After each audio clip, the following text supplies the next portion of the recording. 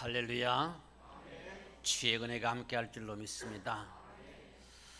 지금 우리 주샘 교회는 후임 목사님을 이제 청빙하는 그런 과정에 있습니다.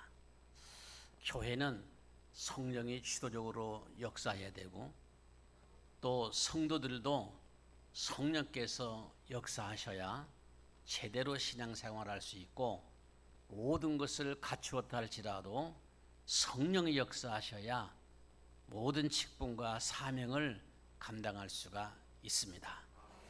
그래서 오늘 특별히 교역자를 청빙하는 이 시점에서 대단히 중요한 말씀이라고 생각해서 이 말씀을 준비해 보았습니다. 명문대학을 나온 젊은이가 있었습니다. 아버지는 중견기업의 회장이었습니다.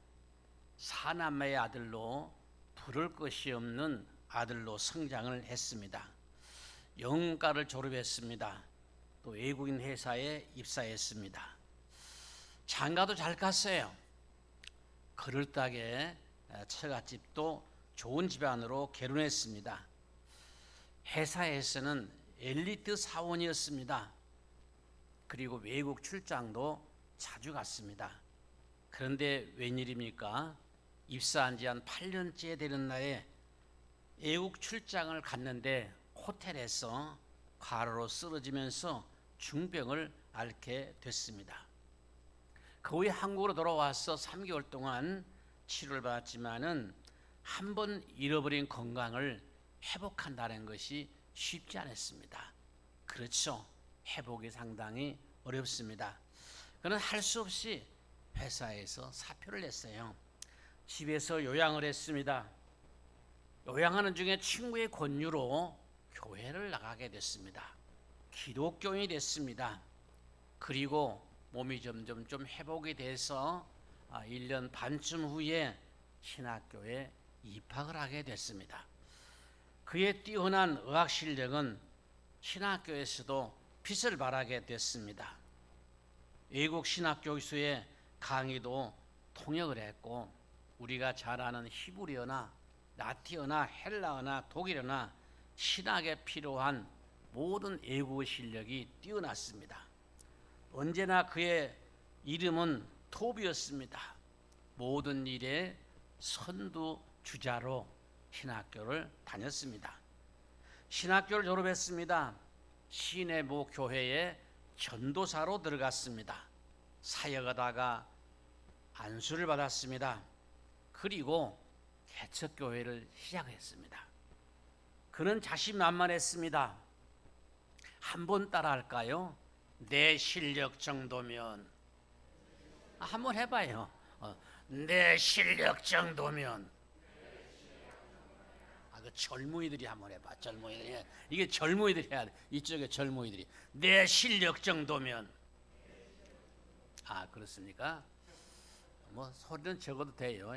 근데 좀 모션이 있어야지만 모션이 좀 있어야 돼. 여러분 생각해 보세요. 내가 이 정도 배웠고 또 이 정도 실력이 있으니까 내가 교회를 개척하면 교회야 그냥 부흥하겠다. 그런 자신만만함이 있었습니다. 그런데 개척교회를 시작해 놓고 성도들이 좀 모여들었습니다. 성도들이 모여들더니 다 또 흩어지는 거예요. 또 모여들더니 또 흩어지는 거예요. 그 설교가 신학적이고 논리적이고 아주 이성적인 지식적인 그런 설교를 했기 때문입니다. 교회가 되지 않았어요. 그래 이 목사님이 이 지역에서는 내가 맞지 않는가 보다. 지역을 좀 잘 선택해서 저 아파트 지역에 좀 지식인이 살고 좀 이제 금수저가 사는 그런 데 가서 교회를 시작해야 되겠다. 그리고 그곳으로 교회를 옮겨서 다시 시작했습니다. 그런데 거기서도 마찬가지였어요. 여러분 어떤 일을 하다가 내 마음대로 안 되면 여러분 그때 찾아오는 것이 뭔지 압니까? 스트레스, 불면증 이런 것을 통해서 병이 오는 것입니다. 그래서 몇 년 전에 알았던 그 지병이 재발되게 됐어요. 그리고는 그는 내가 왜 안 되나 찾아간 곳이 어디냐? 기도원이었습니다. 하나님께 두 가지 제목을 두고 기도했어요. 하나는 중요한 것, 제 병을 하나님 고쳐주세요. 두 번째는 하나님, 저는 왜 안 됩니까? 왜 목회가 안 됩니까? 이런 실력, 또 신학교도 제대로 졸업해서 우수하게 졸업했는데 왜 안 됩니까? 두 가지 기도 제목을 놓고 금식 기도를 했습니다. 사랑하는 여러분, 이렇게 금식 기도를 간절히 하고 있는데 20일째 되는 날 밤에 잠을 자는데 갑자기 음성이 들렸어요.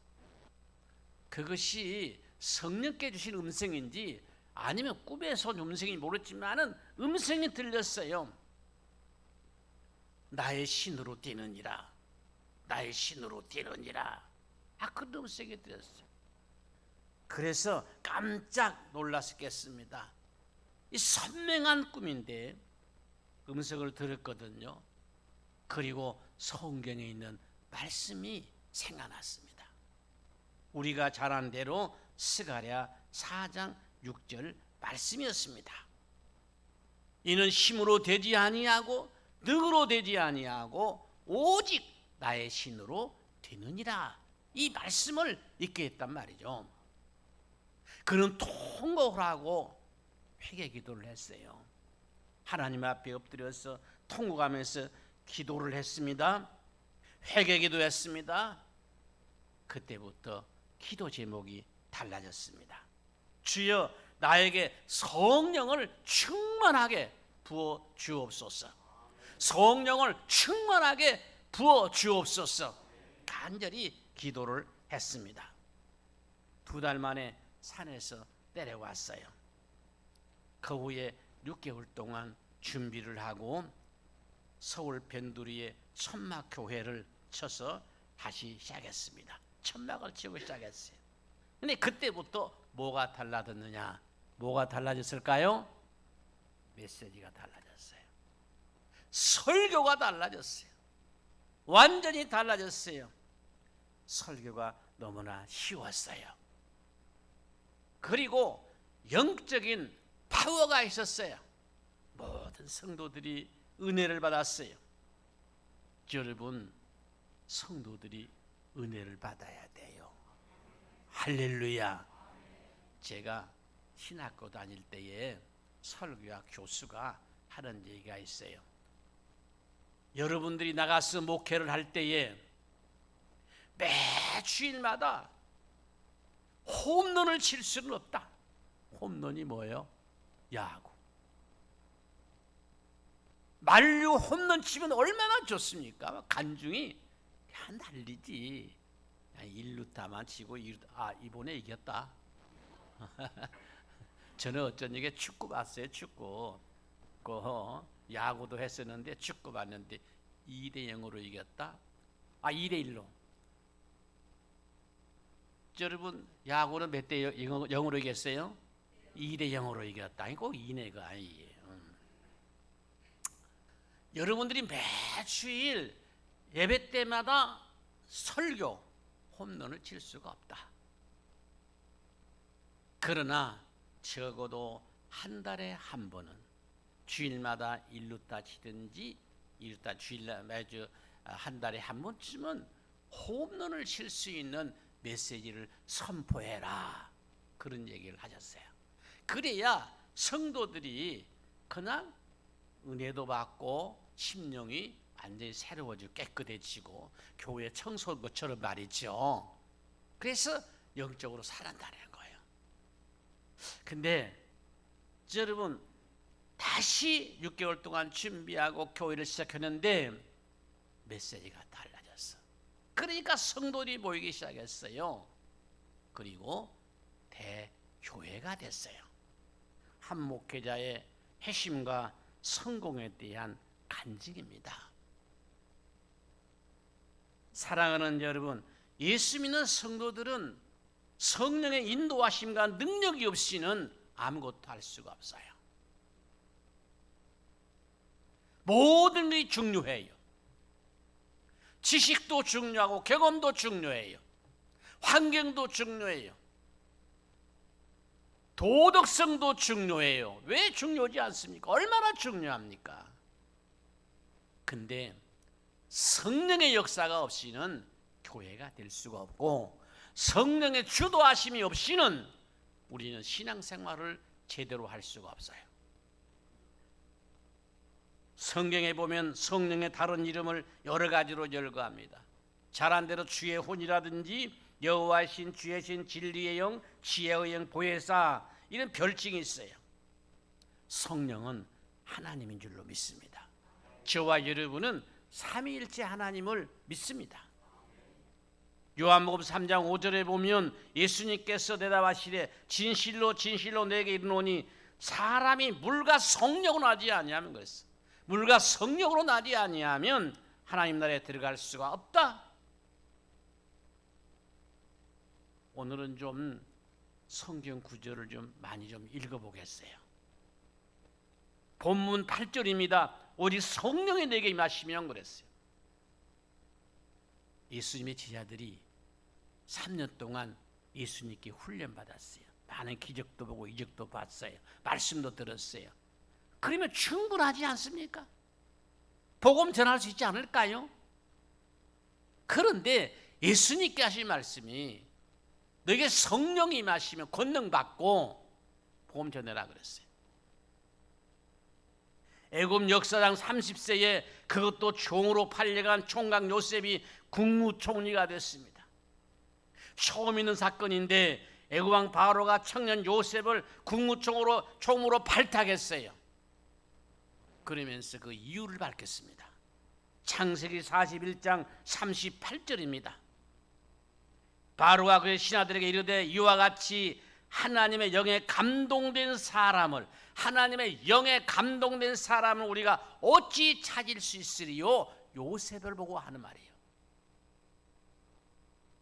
30살 총각이 종으로 팔려간 애굽에서 국무총리로 출세한 이유, 요셉이 지금으로 말하면 명문대왕다운 거 아니에요. 어떤 세상적으로 훌륭한 가문도 아닙니다. 요셉이 국무총리가 된 것은 하나님의 영이 임했기 때문이다. 이스라엘 민족을 가나안으로 인도한 모세의 후계자가 누굽니까? 여호수아. 사실은 모세도 훌륭하지만 여호수아도 훌륭해요. 할렐루야. 모세의 뒤를 이어서 이스라엘 민족을 가나안 땅으로 인도하는 일은 쉬운 일이 아니에요. 여호수아서 1장을 보세요. 모세의 뒤를 이어가지고 이스라엘 백성들을 가나안 땅으로 인도할 때에 하나님께서 뭐라고 말씀하셨는가? 그는 모세 못지않는 지도력으로 가나안에 들어갔고 가나안을 점령했고 가나안 칠족을 몰아냈고, 여기에서 여호수아의 지도력과 영도력을 볼 수가 있어요. 모세도 훌륭하지만 여호수아도 훌륭하다. 신명기 34장 9절을 봅니다. 여기 보면 이런 말씀이 있어요. 모세가 눈의 아들 여호수아에게 안수하였으므로 그랬어요. 안수하니까 그에게 한번 따라할까요? 지혜의 영이 충만하니. 바로 그것이요. 이스라엘 자손이 여호와께서 모세에게 명한 대로 여호수아의 말을 순종하였더라. 지혜의 영이 충만해서 여호수아가 이스라엘 백성들을 인도하니까 여호수아의 말을 이스라엘 백성들이 다 순종했다는 거예요. 이런 얘기는 얼마든지 있어요. 지도자는 성령이 충만해야 된다. 이스라엘 역대 통치자 가운데 다윗을 능가한 왕이 어디가 있습니까? 사실 다윗은 보잘것없는 사람이요, 베들레헴에서 양을 치는 이색의 여덟째 아들로 성장했습니다. 그들은 베드온족이라고 그래요. 베드온족이 뭔지 아세요? 땅바닥에다가 담요나 이렇게 깔아놓고 양가죽을 깔고 잠을 자고 손으로 밥을 먹고, 지금도 그런 민족들이 있잖아요. 그런 족이요. 근데 다윗이 베드온족 출신이요. 그가 이스라엘 제2대 왕이 되어서 역사의 황금기를 이루었어요. 놀라운 일이죠. 어떻게 그게 가능합니까? 신앙의 전성기를 만들었어요. 가장 존경받는 왕이 되었어요. 사무엘상 16장 13절을 한번 보겠습니다. 사무엘이 기름 뿔병을 가져다가 그의 형제 중에서 그에게 부었더니, 다윗에게 부었더니 이날 이후로 다윗이 여호와의 영에게 크게 감동되니라. 여호와의 영에게 크게 감동이 되었다는 거예요. 왕이 되기 전에 이미 성령의 충만함을 받았다는 거죠. 여러분, 구약시대에 하나님이 쓰신 인물이나 신약시대에 쓰던 하나님의 인물들은 다 성령이 충만한 사람들이었어요. 제가 말씀드린 것은 다른 것이 필요가 없다는 것이 아니에요. 인물도 중요합니다. 학식도 중요합니다. 경험도 중요합니다. 도덕성도 중요합니다. 모든 것이 다 중요한데 그 뚜껑이 뭐냐면 성령이야. 성령이란 말이죠. 교회 지도자도 성령이 충만한 사람이 교회 지도자가 돼야 됩니다. 여러분, 신약시대 어떻습니까? 본문의 배경이 있죠. 예수님께서 제 아들 축복하시 떠나면서 말씀했어요. 누가복음 24장 49절입니다. 너희는 이로부터 능력으로 임하실까, 이 능력으로 입히실 때까지 이 성에 머물러라 그랬어요. 능력으로 입히실 때까지, 이 말이 뭐냐? 성령이 임할 때까지 그 말이에요. 예루살렘을 떠나지 마라 그 말 아닙니까? 사도행전 1장 4절입니다. 사도와 함께 모여서 그들에게 분부하여 이르시되 예루살렘을 떠나지 말고 내게 들은 바 아버지께 약속하신 것을 기다리라. 아버지께서 약속하신 것을 기다리라. 그 약속한 게 뭐냐? 성령을 기다리라는 거예요. 놀라운 일 아닙니까? 그 후에 제자들이 부활하신 예수를 만나고 이 말씀이 생각이 나서 예루살렘 어디 마가의 다락방에 모였지 않습니까? 사도행전 2장 1절에 보면 오순절날의 이름에 그들이 다 같이 한 곳에 모였더니, 마가의 다락방에 모였더니, 그리고 2장 4절에 보면 그들이 다 성령의 충만을 받고, 할렐루야, 성령의 충만을 받고 성령이 말하기에 따라서 다른 언어들로 말하기를 시작하니라. 예수님은 본문에서 이스라엘 회복에 대해서 관심을 갖는 것도 중요하지만은 더 중요한 것이 있다. 이스라엘 회복에 대해서 중요한 것도 있지만 더 중요한 것이 있다. 그것은 너희에게 보내시겠다고 하는 성령을 받아야 된다. 성령을 충만히 받아야 된다. 그리고 8절 말씀대로 복음을 전해야 된다. 성령을 충만히 받지 않고는 복음을 전할 수가 없다. 그렇게 말씀하셨어요. 주님의 제자들은 성령의 충만을 받고 그때부터 복음을 전하기 시작했습니다. 우리가 잘 아는 대로 베드로를 한번 생각해 보세요. 수제자.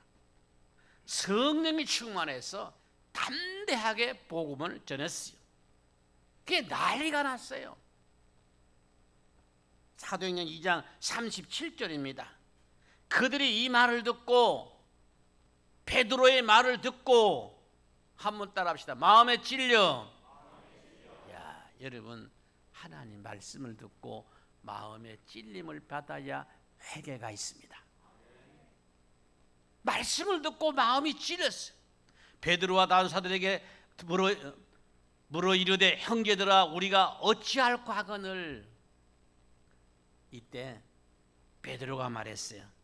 너희가 회개하고 세례를 받고 죄사함을 받으라. 그러면 성령을 선물로 줄 것이다. 순서가 중요해요. 회개하고 세례 받고 죄사함 받으라. 지금은 세례 받았으니까 회개하고 죄사함 받으라. 그런 성령을 선물로 준다는 거죠. 여러분, 초대교회 교회가 부흥됐어요. 예루살렘 교회가. 잘 아는 대로 사도행 6장에 보면은 일꾼을 뽑았어요. 지금으로 말하면 안수집사죠. 7을 선택했는데 기준이 있습니다. 성령이 충만한 사람을 선택했다. 사도행전 6장 3절입니다. 형제들아 너희 가운데 성령과 지혜가 충만하여 칭찬받는 사람 7을 택하라. 성령, 지혜, 충만한 사람, 그리고 칭찬받는 사람. 근데 이런 분들이 주님의 몸된 교회를 이끌어가야 교회가 평안하고 든든하게 성장할 수 있습니다. 성령이 충만한 사람을 뽑아라. 그래서 여러분, 그 중에 한 사람이 스데반 집사도 있잖아요. 사도행전 7장 55절입니다. 스데반을 보세요. 스데반이 성령이 충만하여 하늘을 우러 주목하여 하나님의 영광과 및 예수께서 하나님 우편에 쓰신 것을 보고, 스데반도 성령이 충만해서 복음을 전했다는 거죠. 전도는 아무나 하는 것이 아니에요. 물론 신앙의 경력도 중요하지만 또 지식도 중요하지만 지식으로 어떻게 설득을 합니까? 아무리 설득해 보세요. 지식으로 전도 아니 옳시다. 대화는 중에 성령이 역사하셔야 돼요. 성령의 강력한 파워가 있어요. 왜 저 사람 말을 들으면 내가 적어지는지, 왜 그대 앞에만 쓰면 내가 적어지는지, 그런 것도 있잖아요. 성령이 역사할 때 어찌할 수가 없다는 말이죠. 나도 모르게 끌려가는 거예요. 나도 모르게 받아들여지는 거예요. 나도 모르게 그 말이 믿어지는 거예요. 나도 모르게 그 말이 신뢰가 되어져요. 거기에는 성령이 주도적으로 역사하기 때문이다. 여러분, 복음을 세계화시킨 사람이 누굽니까? 사도 바울이죠. 사도 바울은 철저하게 성령의 능력에 힘입어서 성령의 인도하심을 따라서 복음을 전했습니다. 사도행전 13장 9절입니다. 바울이라고 하는 사울이 성령이 충만하여 그들을 주목하고 성령이 충만하여 그랬습니다. 사도 바울은 2차 전도여행 때에 아시아에서 복음 전하기를 원했습니다. 14장까지 사도행전 1차 끝나고 15장 예루살렘 총회가 있고 그 후에 이제 2차 전도여행이 16장부터 시작되는데 마게도냐 첫성에 가서 여러분 복음을 아시아에 가서 복음을 전하려고 했어요. 그러나 성령이 아시아에 가서 복음을 전하는 것을 막고 마게도냐 첫성 유럽에 가서 복음을 전하도록 했어요. 그게 하나님의 뜻입니다. 근데 아시아에 와서 복음을 전했으면 어떻게 됐을까 그런 생각을 하는데 하나님은 유럽으로 바울이 가서 복음을 전해야 세계 복음화가 빨리 된다고 했기 때문에 그랬지 않을까요? 사도행전 16장 6절에 성령이 아시아에서 말씀을 전하지 못하게 하시거늘 성령이 아시아에 가서 복음을 전하지 못하게 한 거예요. 그래 아시아에 가서 복음을 전하려 했는데 사도 바울이 발길을 돌렸어요.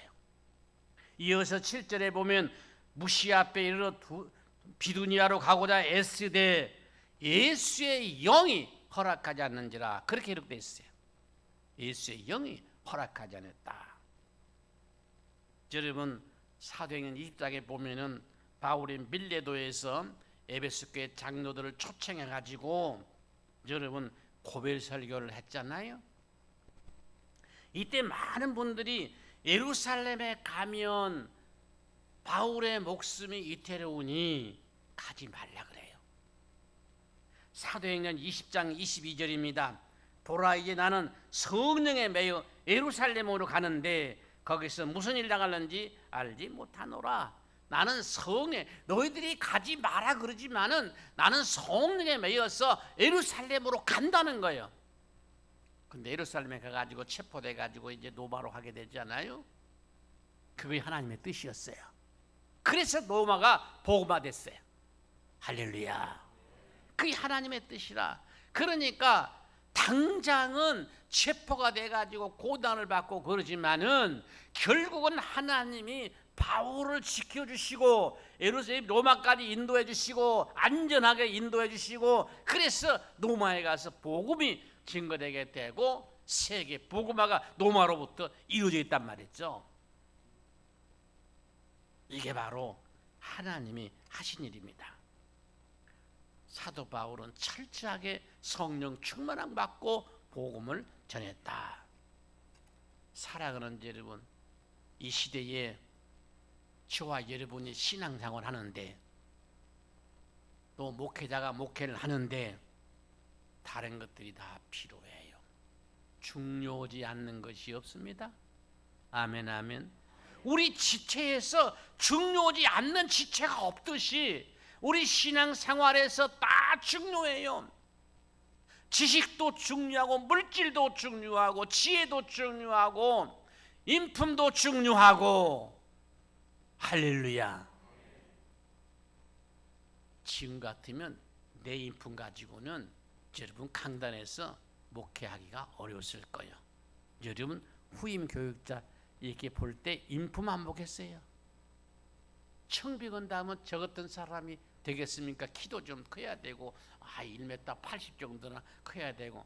여러분 그런 사람들은 옷을 입어도 참 멋있어요. 남자가 와도 멋있어요. 그렇잖아요. 아이고 그 사람 얼굴만 봐도 은혜가 된다.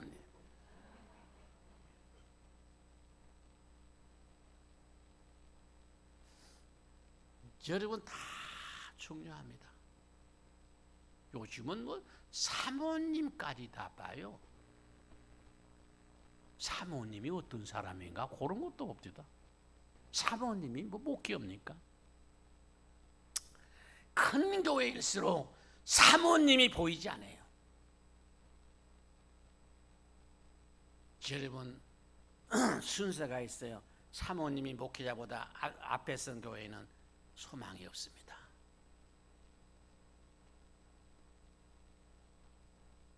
앞서야 할 것이 있어요. 우리는 그래요. 여기 이제 부목사님 계시지만은 부목사가 담임 목사보다 앞서면 안 된다. 또 그런 얘기도 있어요. 그 부교역자론이요.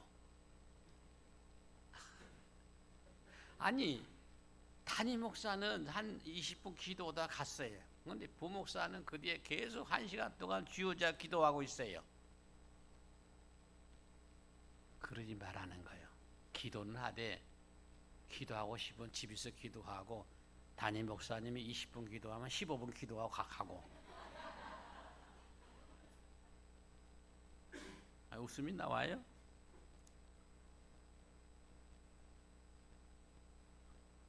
여러분 상당히 이런 것들이 새겨볼 만한 말이에요. 아멘. 여하튼 여러분 신앙생활에 있어서 다 중요한데 가장 중요한 키워드가 뭘까? 오직 성령의 능력이요.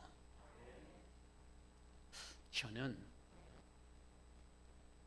여러분 지금 강단에서 나와서 기도한 장로님이나 안수집사님이나 권사님 있잖아요. 지금 거의 다 이렇게 써가지고 나와서 기도하지 않아요. 그렇습니까? 그런데 뭐 구역 예배를 드릴 때나 아니면 갑자기 기도를 시켰을 때 기도를 하시거나 그런 것을 목회자가 보면서 기도하시는 것을 보면 영감 있는 기도, 은혜 있는 기도, 그리고 철저하게 성령의 역사와 인도를 통해 사는 기도는 달라요. 지식과 달라요. 지식과 무관하다는 거지.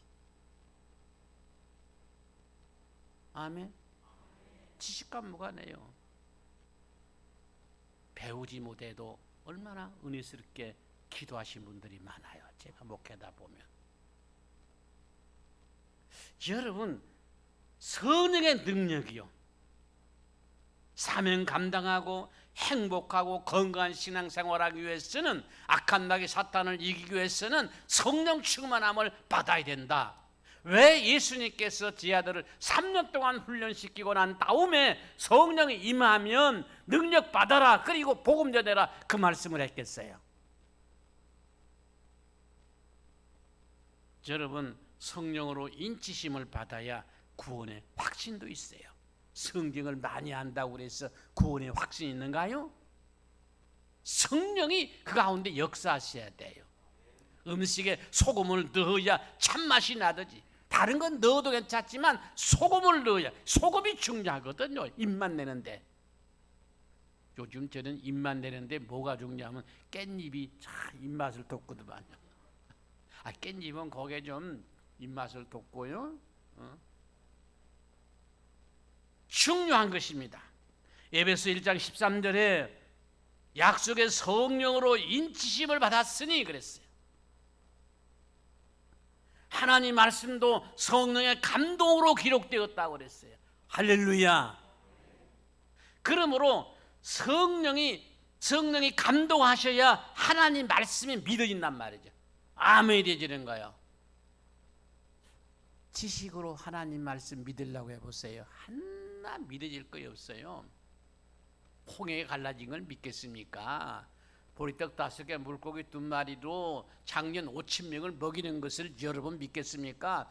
반석에서 물이 솟아난 것을 믿겠습니까? 지식으로 한번 성경을 보세요. 경험으로 성경을 보세요. 믿을 말씀이 없어요.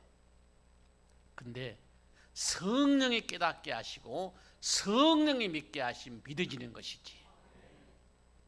성령의 감동을 받고 성령의 여러분 감화를 통해서 기록되기 때문에 성령이 감화하도록 꼭 기도를 해야 돼요. 성경 공부하기 전에, 하나님 말씀을 읽기 전에 여러분 성령이 역사하도록, 성령이 믿게 달라고 성령의 도우심을 구하는 기도를 해야 돼요. 할렐루야. 결론입니다. 성도들이 사명을 감당하기 위해서는 신앙의 삼위일체가 있다. 말할 것도 없이 신앙의 삼위일체가 뭐냐? 기도와 말씀과 성령이요. 저는 그렇게 생각합니다. 기도와 말씀과 성령, 우리가 신앙생활을 제대로 하려고 하면 기도가 살아야 되고 말씀이 살아야 되고 성령이 충만해야 된다. 교회가 이 삼위일체 교회가 돼야 됩니다. 기도가 살아있고 말씀이 살아있고, 여러분 말씀 떠나버리면 시체예요. 성령이 충만해야 돼요. 뜨겁게 간절히 기도해야 되고 주야로 말씀을 묵상해야 되고 성령을 충만하게 받아야 됩니다. 모든 것이 갖추어져도 말씀드린 것처럼 여러분 성령이 역사하지 아니하면 아무것도 할 수가 없다. 마귀도 이길 수가 없다. 성령은 불가능을 가능케 합니다. 성령은 근심, 걱정, 불안, 염려를 다 몰아냅니다. 사랑하는 여러분, 현재일이나 미래일이나 미래일에 대해서 걱정하는 사람이 어떤 사람이냐? 갑을 걱정한 사람이라 그랬죠. 그거 걱정하지 마세요. 내일이 어떻게 될까 걱정하지 마세요. 아멘. 너무 불안할 필요도 없습니다. 오늘 기도하고 말씀 붙잡고 성령이 충만하면 여러분 하나님께서는 오늘의 어두웠던 이 하루가 물러가고 새로운 역사가 우리 앞에 도래한다는 것이죠. 오직 성령의 능력입니다. 자녀, 사업, 여러 가지 여러분 미래, 나라, 우리나라에 대해서도 걱정할 것이 많지 않아요. 그렇지만 역사의 주권자는 하나님이세요. 우리가 어떻게 할 수 없어요. 염려한 그 시간에 기도할 수밖에 없습니다. 오직 성령의 능력으로 사명을 감당하고 성령의 능력에 힘입어서 복음을 전하고 성령의 능력으로 교회를 봉사하는 사람은 사랑하는 여러분 절대 좌절하지 않아요. 내 힘으로 하려니까 좌절하고 불평하고 그러지, 하나님신 은혜로 성령의 능력으로 하는데 무슨 불평이 있습니까? 주님이 주신 축복으로 주님의 일 하는데 뭐가 불만이 있습니까? 내 것을 드린다 그럴 때에 아까운 거죠. 사랑하는 여러분, 성령의 능력으로 몸된 교회를 봉사하고 오늘 이 시대에 죽어가는 영혼을 살리고 우리 가정을 살리고 그리고 우리의 미래를 살릴 수 있는 여러분들이 되시기를 주의 이름으로 축원합니다.